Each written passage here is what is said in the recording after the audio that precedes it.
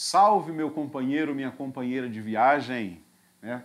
Paramos a nossa aula Vidas Secas falando do capítulo Cadeia, né? Em que Fabiano acaba sofrendo nas mãos da polícia, né? Pelo Soldado Amarelo. O capítulo 4, meus colegas, vai apresentar essa personagem maravilhosa que é Sim a Vitória. Sim a Vitória. Até o nome dela acaba sendo bastante instigante.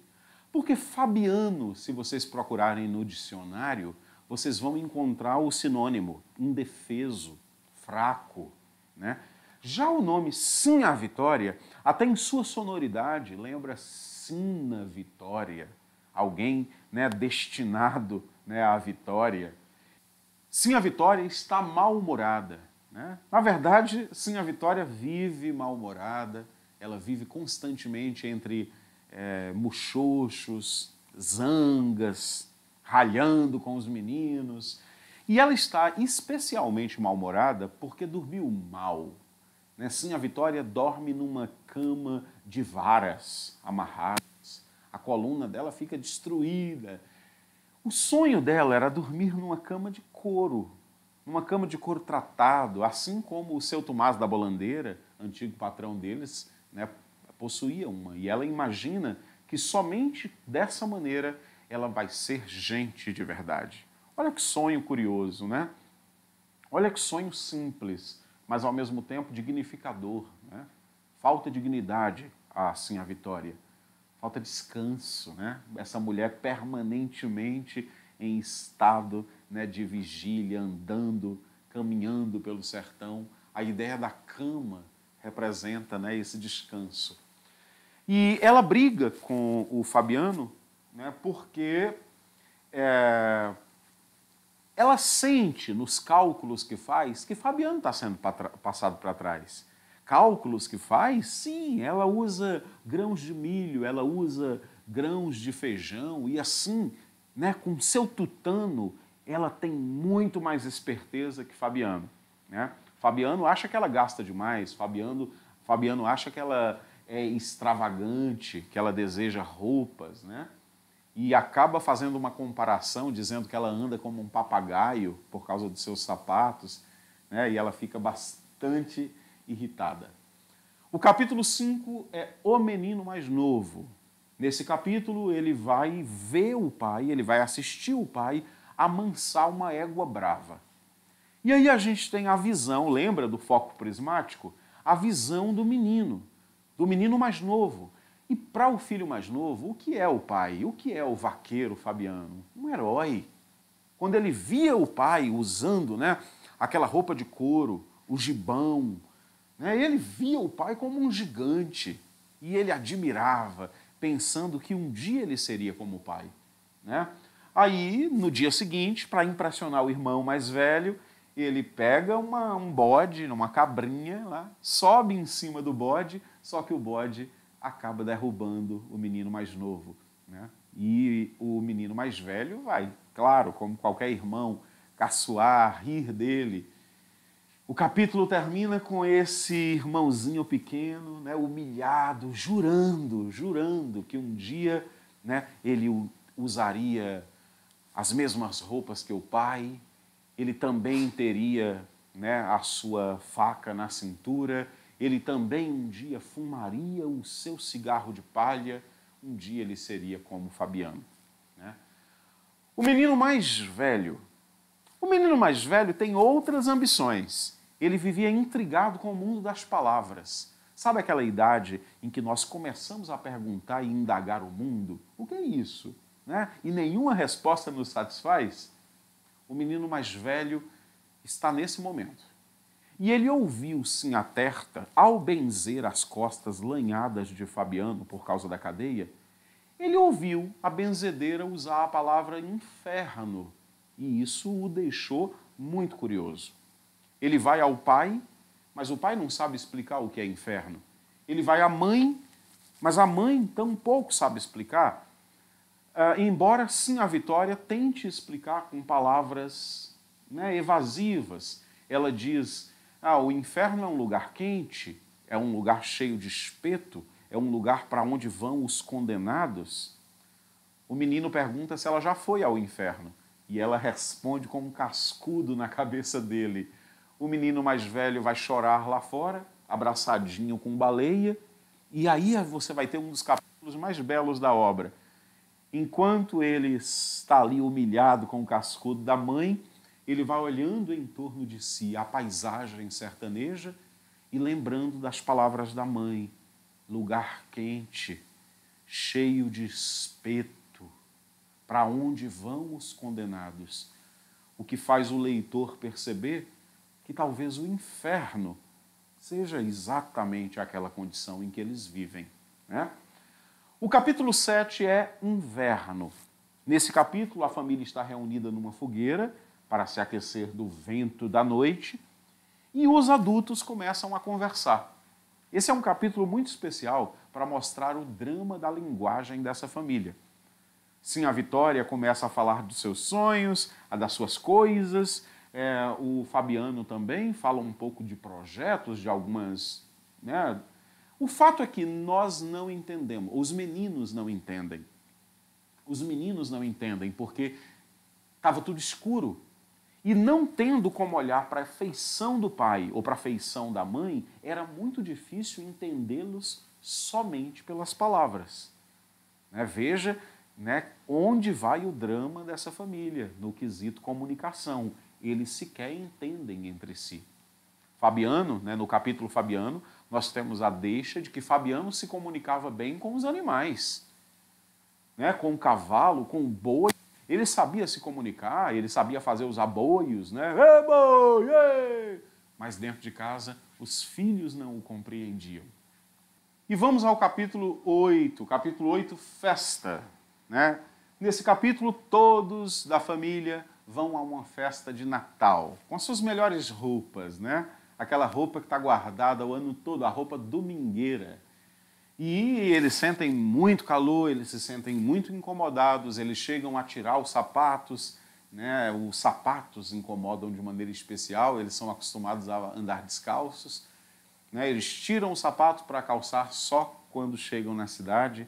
E nesse capítulo nós temos um choque cultural intenso, né? Os hábitos da cidade, a festa e a dificuldade de Fabiano de se entrosar. Ele se assusta com a multidão, ele se impressiona com tudo aquilo, né? E aí Fabiano acaba se retirando, né? A família se perde, né, um pouco dele e ele bebe pensando em vingança. Ele ainda não tirou aquela humilhação do soldado amarelo da cabeça.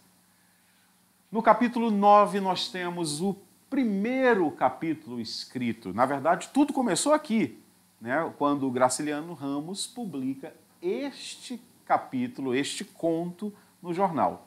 É o capítulo Baleia. A cadela da família, Baleia, ela está bastante doente e Fabiano entende que seria o correto sacrificá-la. O correto para a proteção da família e para abreviar o sofrimento da pobre baleia.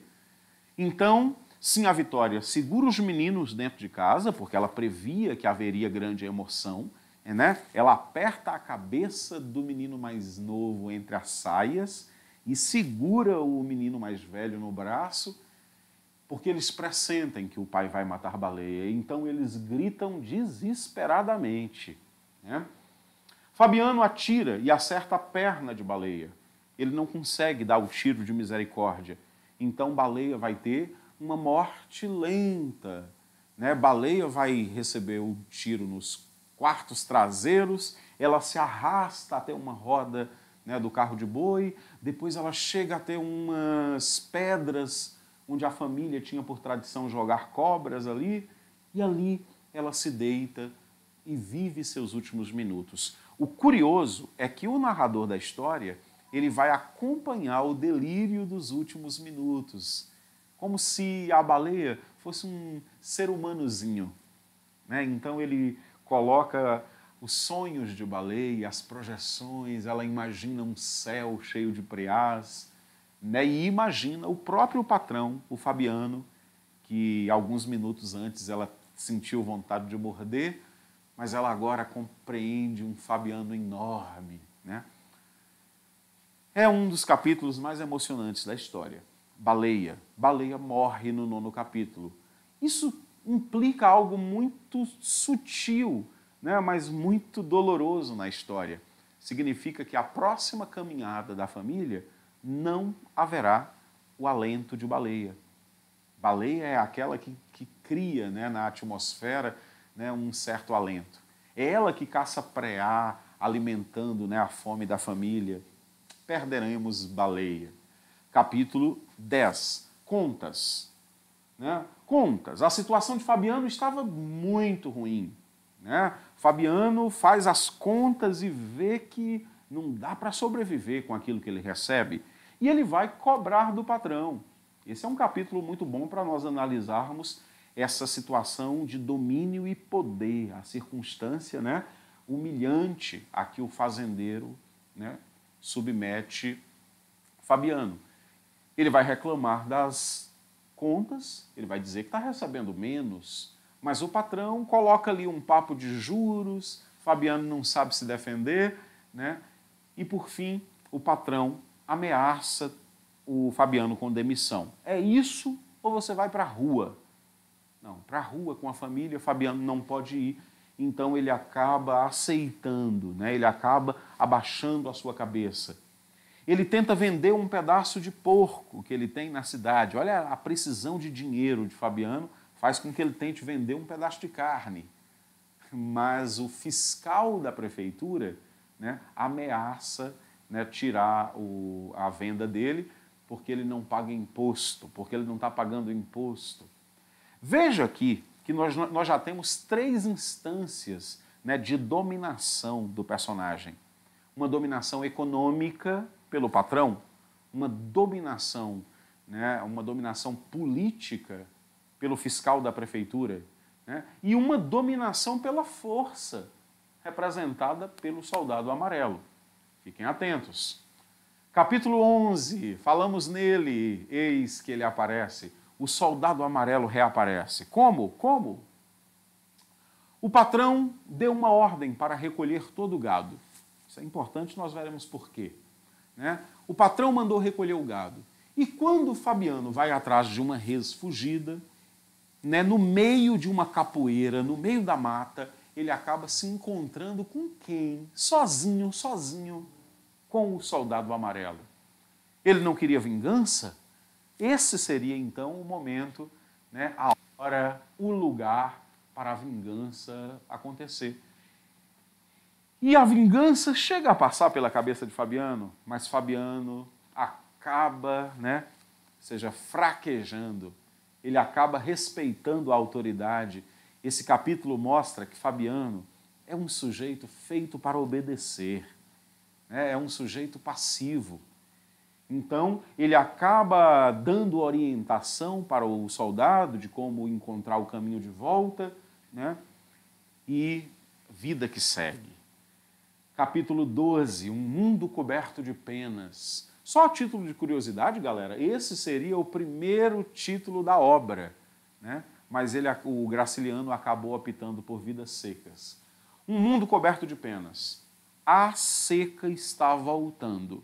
Lembra que eu disse que eu iria retomar a ideia de o fazendeiro mandar recolher o gado? O fazendeiro está mandando recolher o gado porque ele vai embora. A seca vai voltar. E o grande anunciador da seca no sertão não são os serviços meteorológicos, são as aves de arribação. Quando as aves começam a aparecer, né, é certo de que a seca está voltando com força. Sim, a Vitória percebe isso de cara, ela diz, as aves excomungadas vão matar o gado. Fabiano não entende de início, né, mas logo depois ele compreende. Né? A seca vai voltar, as aves vão beber o resto de água, né, que existe, o gado não vai ter mais, né, fonte. Então, esse capítulo é o capítulo que anuncia a miséria que virá. É o próximo capítulo, é a fuga. A seca retoma com toda força, os animais começam a morrer, a família é despejada pelo patrão e ela precisa, então, partir numa madrugada. O capítulo fuga, acaba, portanto, jogando os personagens na mesma condição do primeiro capítulo. E é por isso que a gente diz que esse capítulo tem, esse romance tem algo de circular. Existe uma circularidade, né? Quando nós vemos que a ação inicial acaba desembocando na ação final e vice-versa. Nesse último capítulo, nós temos aí a sina da esperança. Os meninos vão na frente, Fabiano e Sim a Vitória atrás, e sobre o que eles conversam? É o diálogo final da história. Fabiano imagina os meninos como vaqueiros, como ele próprio. Ele começa a dizer para assim a Vitória, olha, assim, minha esposa, a gente tem que ensinar logo esses meninos a vaquejar, porque a vida é dura e eles vão precisar trabalhar. E Sim a Vitória, entretanto, diz, qual o quê? Esses meninos não vão ser vaqueiros, não. Esses meninos um dia vão chegar numa cidade grande, esses meninos vão estudar coisas importantes. Sim, a Vitória está pensando num outro destino, numa outra oportunidade para eles. E a obra, portanto, termina em aberto. O que vigorará? Qual será o destino dessas duas crianças? Aquele preconizado pelo pai ou aquele, né, da esperança da mãe? Assim termina, né, a obra Vidas Secas. Né? O tempo é cronológico, ele estabelece o ciclo de uma seca, o espaço é social e físico, é o espaço do sertão. Né? Tanto tempo como espaço são importantíssimos, né, para localizar a obra. Então, dê uma olhada nesse quadro comparativo. E também mostro aqui os personagens que nós já anunciamos, nós já conhecemos a história. Fabiano, Sim a Vitória, os meninos, Baleia, o patrão, o soldado amarelo e o fiscal da prefeitura. Não se esqueçam desses personagens.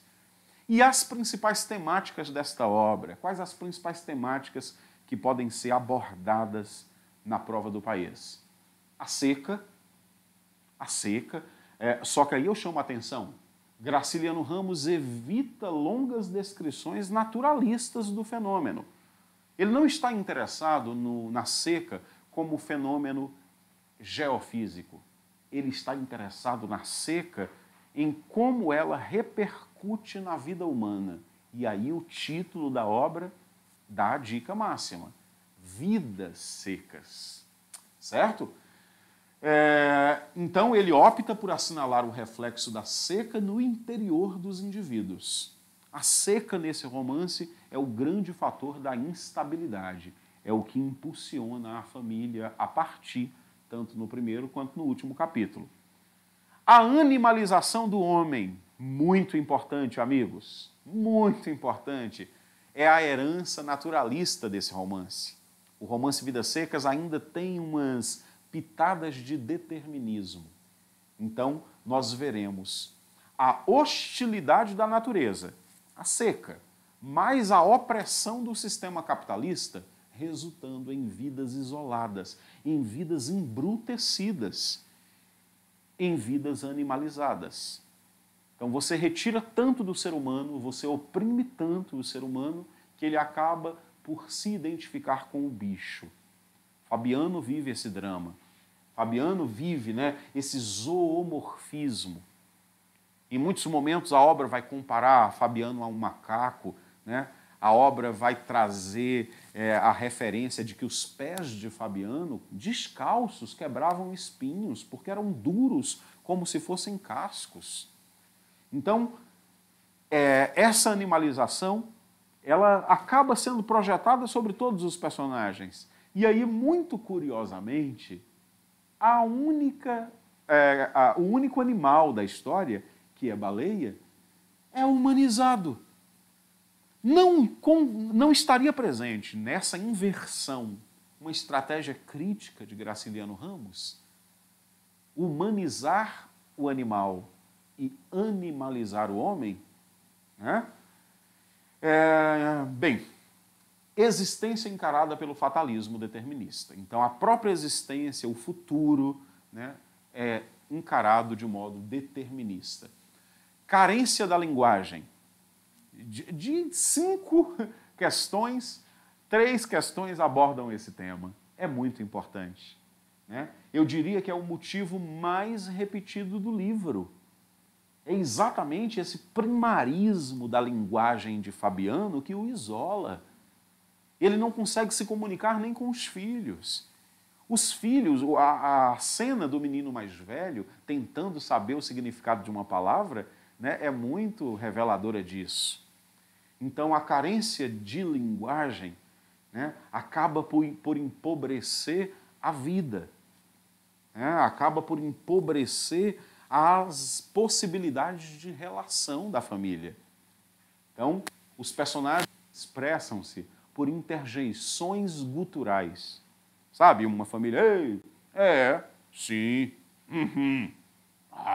tá, eita.